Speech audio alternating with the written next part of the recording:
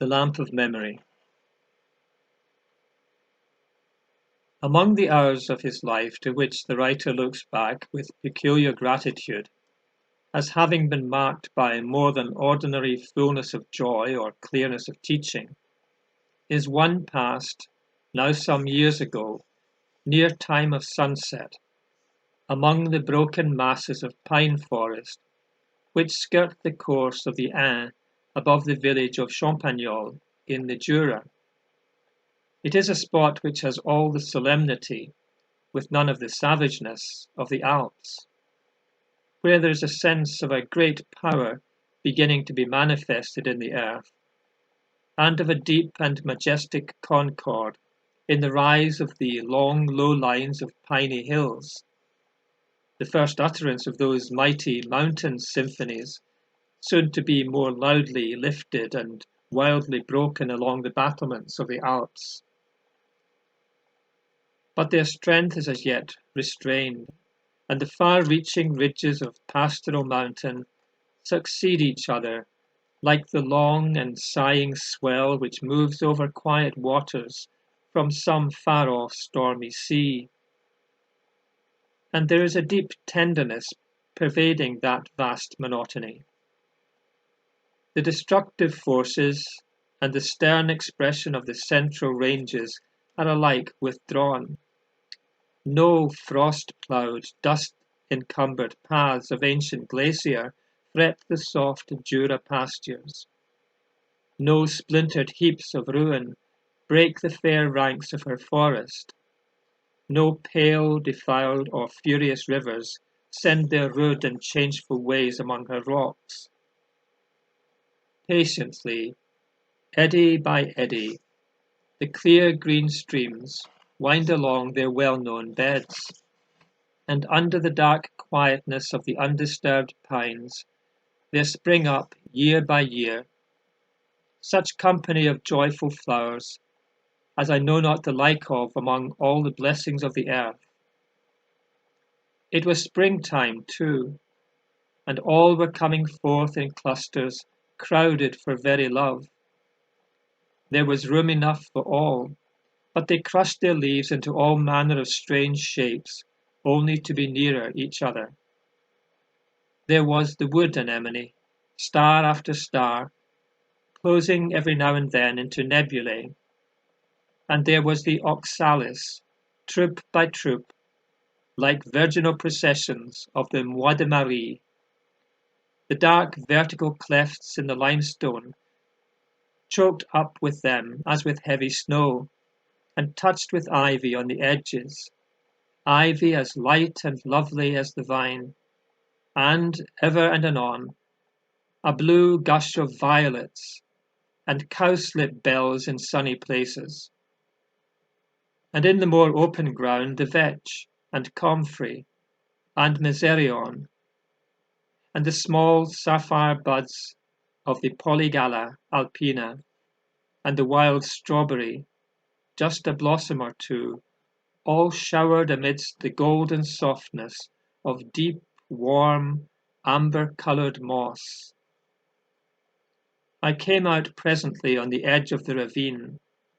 The solemn murmur of its waters rose suddenly from beneath, mixed with the singing of the thrushes among the pine boughs, and on the opposite side of the valley, walled all along as it was by grey cliffs of limestone, there was a hawk sailing slowly off their brow, touching them nearly with his wings, and with the shadows of the pines flickering upon his plumage from above. But with the fall of 100 fathoms under his breast, and the curling pools of the green river gliding and glittering dizzily beneath him, their foam globes moving with him as he flew.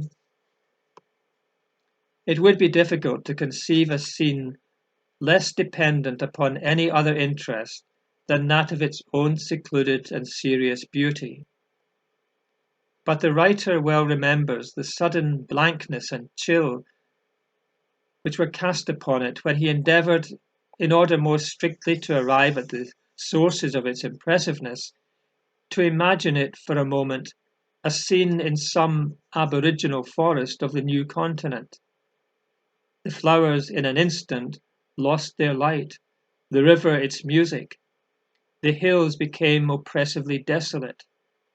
A heaviness in the boughs of the darkened forest showed how much of their former power had been dependent upon a life which was not theirs, how much of the glory of the imperishable or continually renewed creation is reflected from things more precious in their memories than it in its renewing. Those ever-springing flowers and ever-flowing streams had been dyed by the deep colours of human endurance, valour and virtue, and the crests of the sable hills that rose against the evening sky received a deeper worship, because their far shadows fell eastward over the iron walls of Joux and the four-square keep of Grandson. It is as the centralization and protectress of this sacred influence that architecture is to be regarded by us with the most serious thought. We may live without her and worship without her, but we cannot remember without her. How cold is all history, how lifeless all imagery, compared to that which the living nation writes and the uncorrupted marble bears. How many pages of doubtful record might we not often spare for a few stones left one upon another? The ambition of the old Babel builders was well directed for this world. There are but two strong conquerors of the forgetfulness of men, poetry and architecture, and the latter in some sort includes the former and is mightier in its reality. It is well to have not only what men have thought and felt, but what their hands have handled and their strength wrought and their eyes beheld all the days of their life. The age of Homer is surrounded with darkness, his very personality with doubt.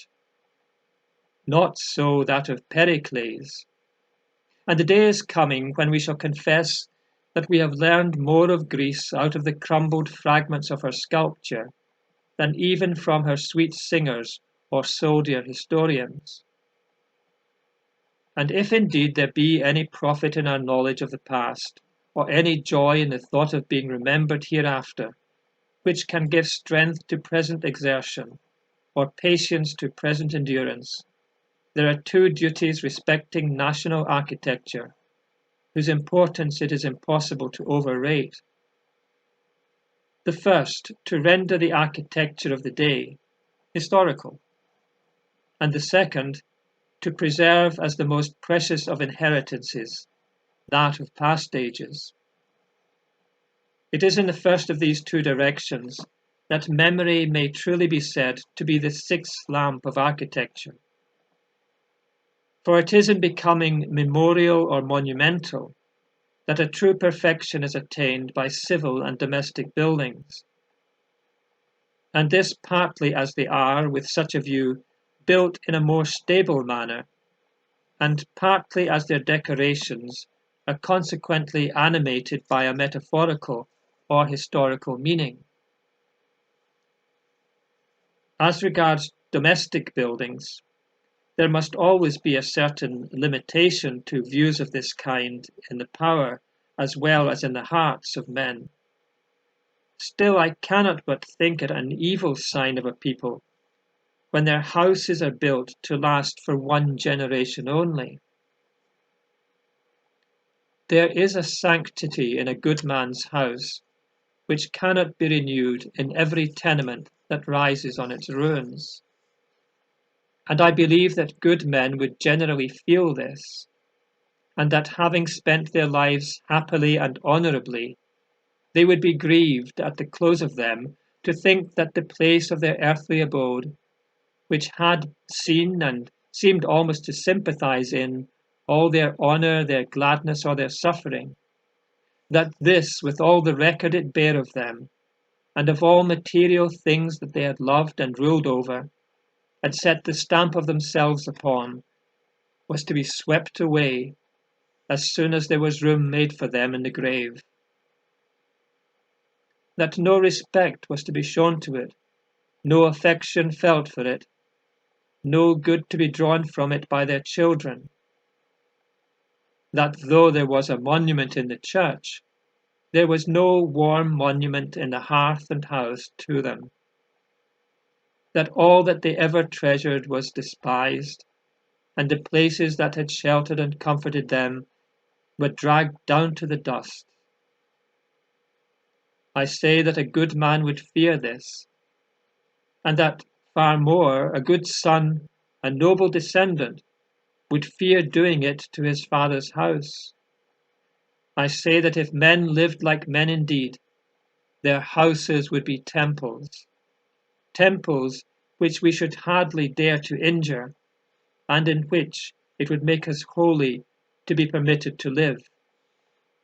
And there must be a strange dissolution of natural affection, a strange unthankfulness for all that homes have given and parents taught, a strange consciousness that we have been unfaithful to our Father's honour, or that our own lives are not such as would make our dwelling sacred to our children, when each man would fain build to himself, and build for the little revolution of his own life only. And I look upon those pitiful concretions of lime and clay which spring up in mildewed forwardness out of the needed fields about our capital, upon those thin, tottering, foundationless shells of splintered wood and imitated stone, upon those gloomy rows of formalized minuteness, alike without difference and without fellowship, as solitary as similar, not merely with the careless disgust of an offended eye, not merely with sorrow for a desecrated landscape, but with a painful foreboding that the roots of our national greatness must be deeply cankered when they are thus loosely struck in their native ground, that those comfortless and unhonoured dwellings are the signs of a great and spreading spirit of popular discontent, that they mark the time when every man's aim is to be in some more elevated sphere than his natural one, and every man's past life is his habitual scorn, when men build in the hope of leaving the places they have built, and live in the hope of forgetting the years that they have lived, when the comfort, the peace, the religion of home have ceased to be felt, and the crowded tenements of a struggling and restless population differ only from the tents of the Arab or the Gypsy by their less healthy openness to the air of heaven, and less happy choice of their spot on earth, by their sacrifice of liberty without the gain of rest, and of stability without the luxury of change. This is no slight, no consequenceless evil. It is ominous, infectious, and fecund of other fault and misfortune. When men do not love their hearths, nor reverence their thresholds, it is a sign that they have dishonoured both, and that they have never acknowledged the true universality of that Christian worship which was indeed to supersede the idolatry, but not the piety of the pagan. Our God is a household God, as well as a heavenly one. He has an altar in every man's dwelling. Let men look to it when they rend it lightly and pour out its ashes. It is not a question of mere ocular delight. It is no question of intellectual pride or of cultivated and critical fancy. How and with what aspects of durability and of completeness the domestic buildings of a nation shall be raised. It is one of those moral duties, not with more impunity to be neglected because the perception of them depends on a finely toned and balanced conscientiousness, to build our dwellings with care and patience and fondness and diligent completion, and with a view to their duration, at least for such a period as, in the ordinary course of national revolutions, might be supposed likely to extend to the entire alteration of the direction of local interests.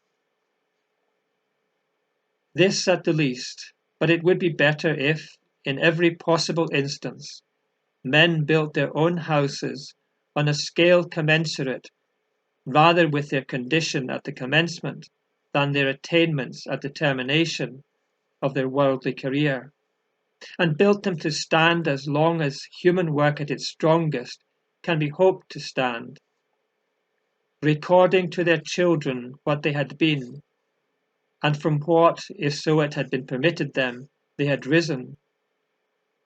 And when houses are thus built, we may have that true domestic architecture, the beginning of all other, which does not disdain to treat with respect and thoughtfulness the small habitation as well as the large, and which invests with the dignity of contented manhood the narrowness of worldly circumstance.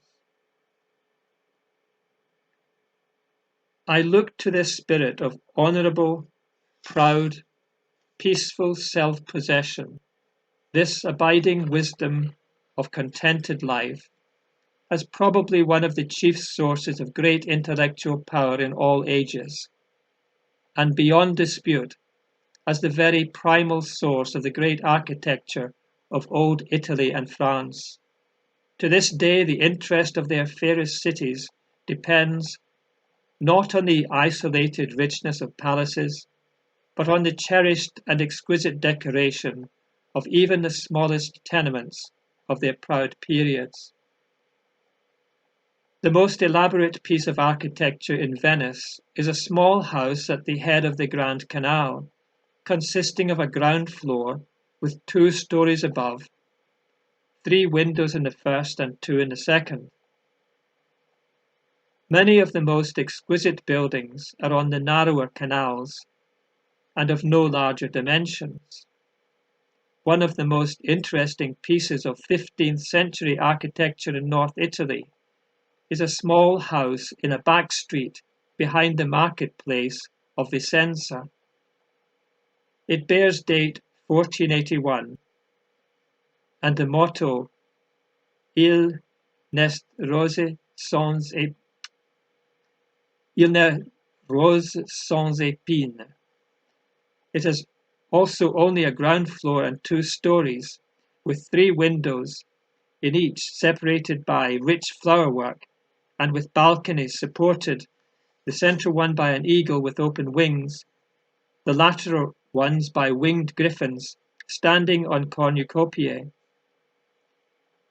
The idea that a house must be large in order to be well built is altogether of modern growth, and is parallel with the idea that no picture can be historical except of a size admitting figures larger than life.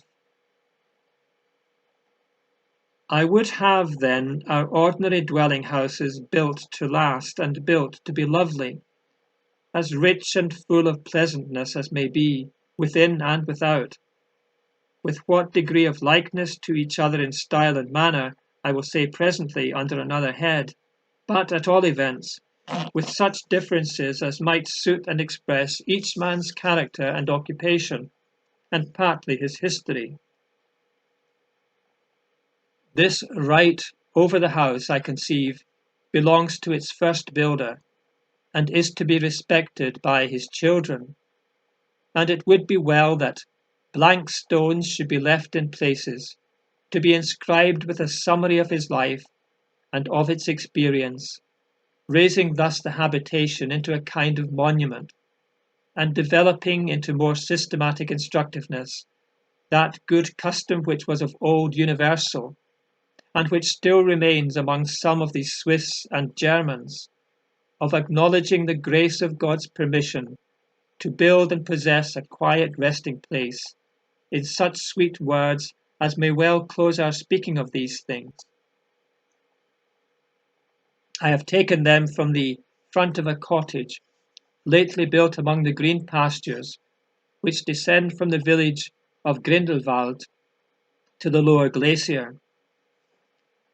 Mit herzlichem Vertrauen hat Johannes Mutter und Maria Ruby dieses Haus bauen lassen. Der liebe Gott woll uns bewahren vor allem Unglück und Gefahren und es in Segen lassen stehen. Auf der Reise durch diese Jammerzeit nach dem himmlischen Paradiese, wo alle Frommen wohnen, da wird Gott sie belohnen mit der Friedenskrone zu alle Ewigkeit.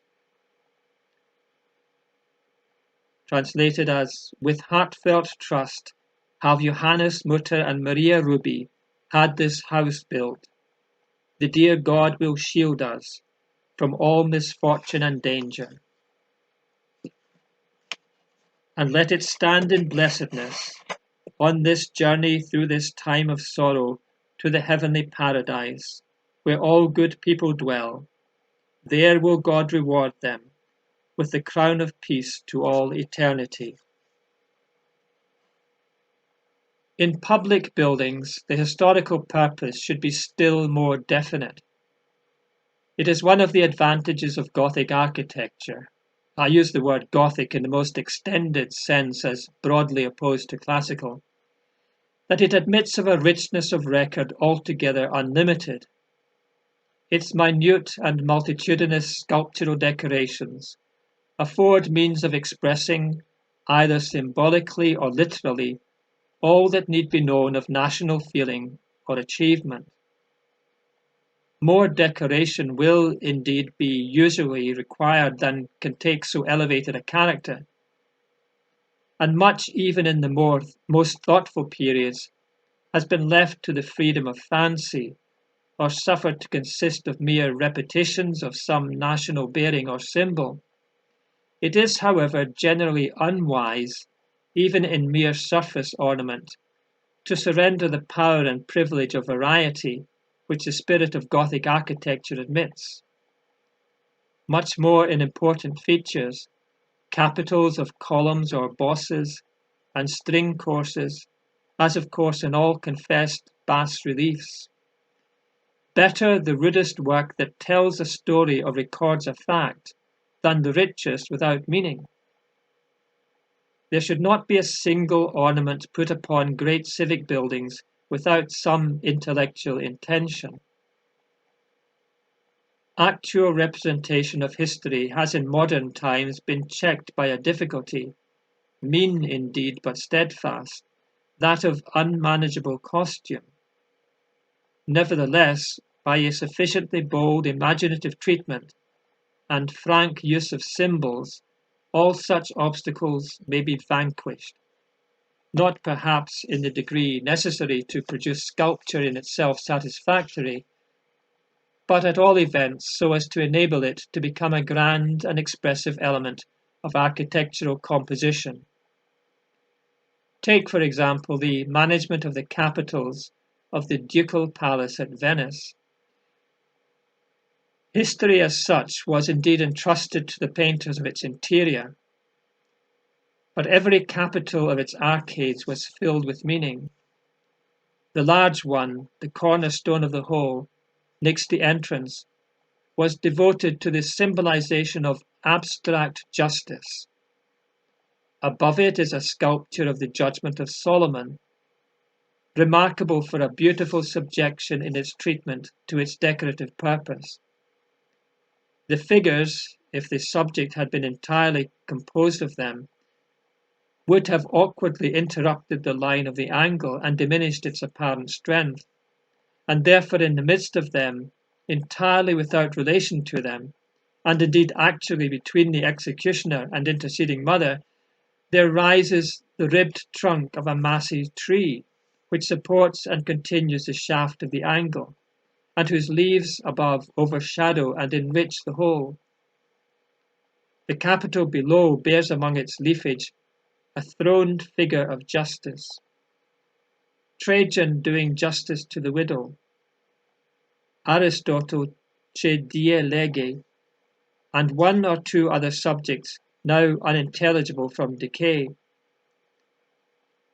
The capitals next in order represent the virtues and vices in succession as preservative or destructive of national peace and power, concluding with faith, with the inscription, Fides optima in Deo est. A figure is seen on the opposite side of the capital, worshipping the sun. After these, one or two capitals are fancifully decorated with birds, and then come a series representing first the various fruits, then the national costumes, and then the animals of the various countries subject to Venetian rule.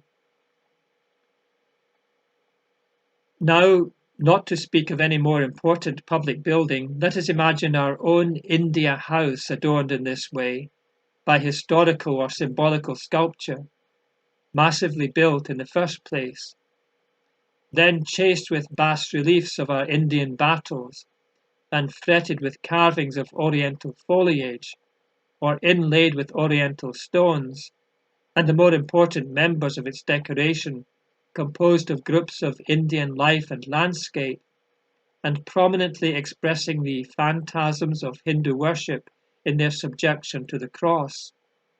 Would not one such work be better than 1,000 histories?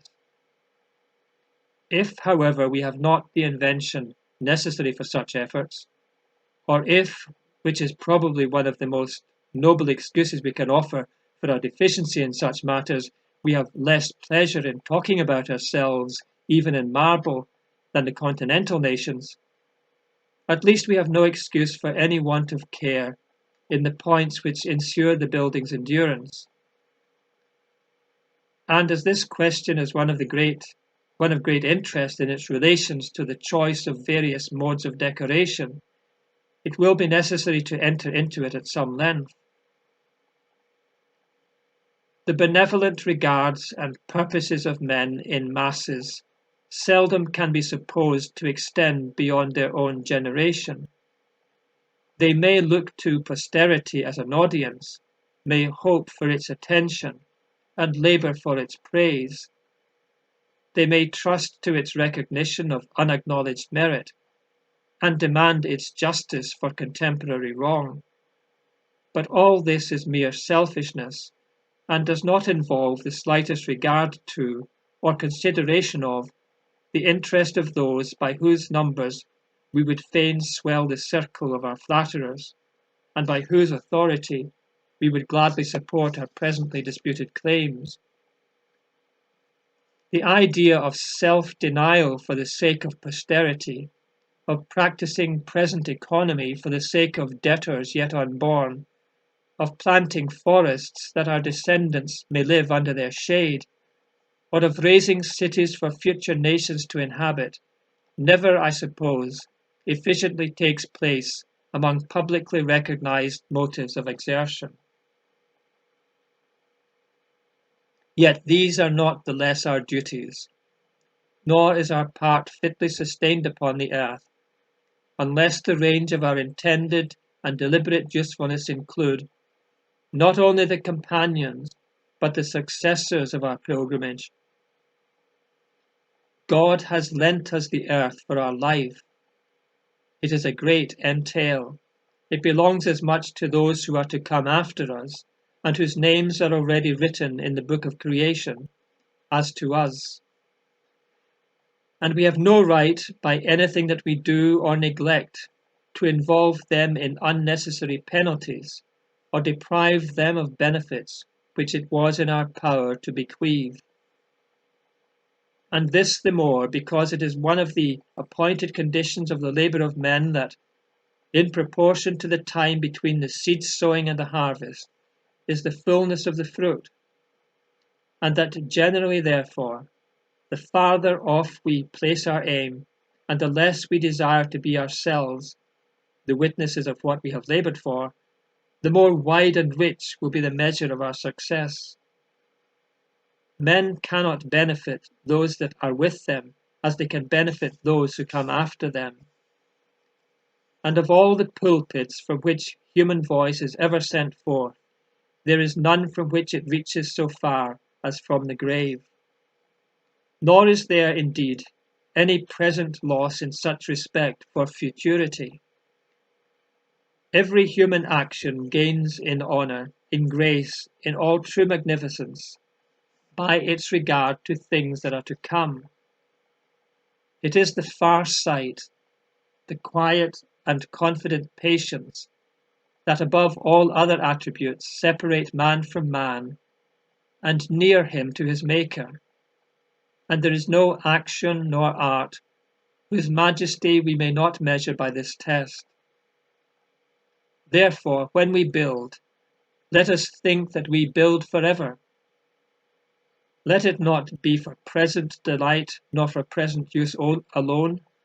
Let it be such work as our descendants will thank us for.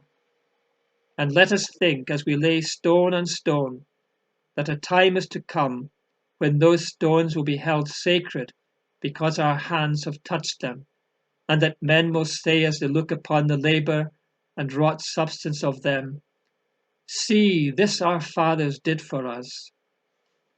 For indeed the greatest glory of a building is not in its stones nor in its gold. Its glory is in its age, and in that deep sense of voicefulness, of stern watching, of mysterious sympathy, nay, even of approval or condemnation, which we feel in walls that have long been washed by the passing waves of humanity.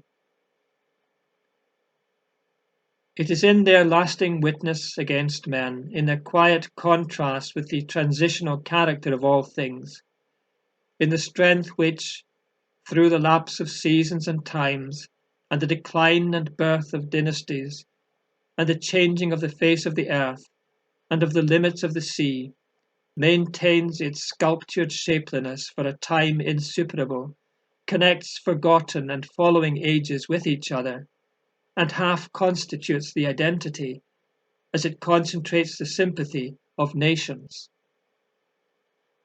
It is in that golden stain of time that we are to look for the real light and colour and preciousness of architecture.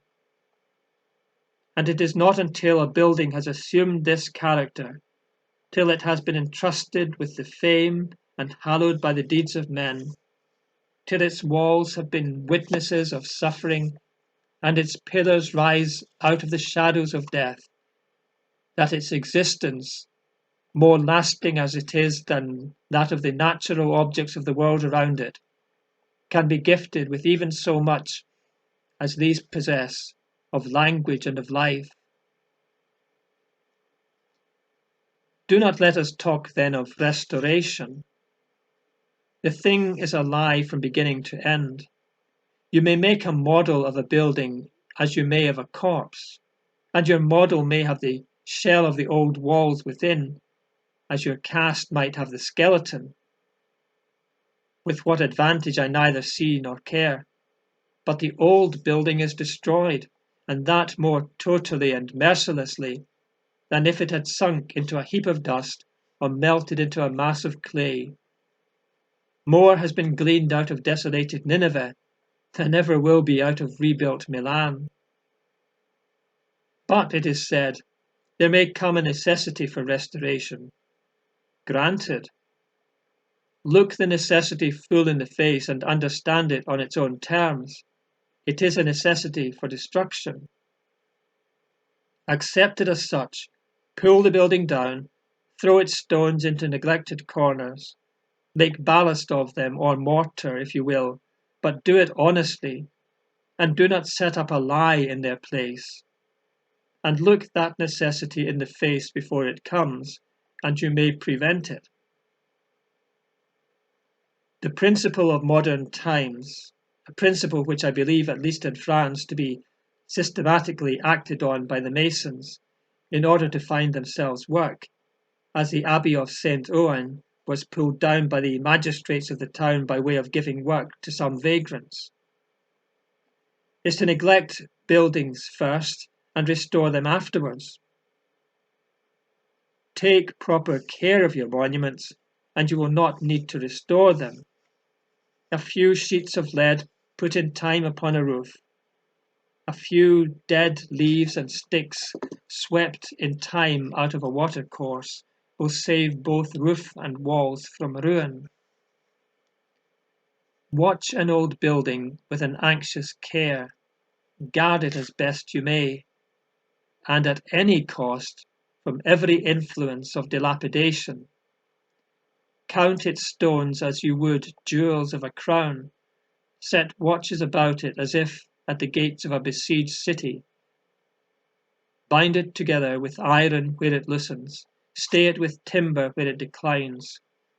Do not care about the unsightliness of the aid, better a crutch than a lost limb, and do this tenderly and reverently, and continually, and many a generation will still be born and pass away beneath its shadow. Its evil day must come at last, but let it come declaredly and openly, and let no dishonouring and false substitute deprive it of the funeral offices of memory. Of more wanton or ignorant ravage it is vain to speak. My words will not reach those who commit them. And yet, be it heard or not, I must not leave the truth unstated, that it is again no question of expediency or feeling whether we shall preserve the buildings of past times or not. We have no right whatever to touch them. They are not ours. They belong partly to those who built them, and partly to all the generations of mankind who are to follow us. The dead have still their right in them, that which they laboured for, the praise of achievement or the expression of religious feeling, and whatsoever else it might be which in those buildings they intended to be permanent, we have no right to obliterate. What we have ourselves built, we are at liberty to throw down, but what other men gave their strength and wealth and life to accomplish, their right over does not pass away with their death. Still less is the right to the use of what they have left vested in us only. It belongs to all their successors. It may hereafter be a subject of sorrow or a cause of injury to millions that we have consulted our present convenience by casting down such buildings as we choose to dispense with. The sorrow, that loss we have no right to inflict. Did the cathedral of Avranches belong to the mob who destroyed it, any more than it did to us who walk in sorrow to and fro over its foundation? Neither does any building whatever belong to those mobs who do violence to it. For a mob it is, and must be always. It matters not whether enraged or in deliberate folly, whether countless or sitting in committees. The people who destroy anything causelessly are a mob, and architecture is always destroyed causelessly. A fair building is necessarily worth the ground it stands upon, and will be so until Central Africa and America shall have become as populous as Middlesex. Nor is any cause whatever valid as a ground for its destruction. If ever valid, certainly not now, when the place both of the past and future is too much usurped in our minds by the restless and discontented present. The very quietness of nature is gradually withdrawn from us. Thousands who once in their necessarily prolonged travel were subjected to an influence from the silent sky and slumbering fields, more effectual than known or confessed, now bear with them, even there, the ceaseless fever of their life.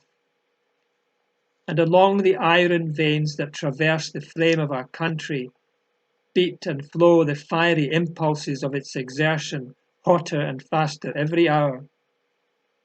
All vitality is concentrated enough. All vitality is concentrated through those throbbing arteries into the central cities. The country is passed over like a green sea by narrow bridges, and we are thrown back in continually closer crowds upon the city gates. The only influence which can in any wise there take the place of that of the woods and fields is the power of ancient architecture. Do not part with it for the sake of the formal square, or of the fenced and planted walk, nor of the goodly street, nor opened quay. The pride of a city is not in these. Leave them to the crowd, but remember that there will surely be some within the circuit of the disquieted walls who would ask for some other spots than these wherein to walk, for some other forms to meet their sight familiarly, like them who sat so often where the sun struck from the west to watch the lines of the dome of Florence drawn on the deep sky, or like those his hosts who could bear daily to behold from their palace chambers the places where their fathers lay at rest at the meeting of the dark streets of Verona.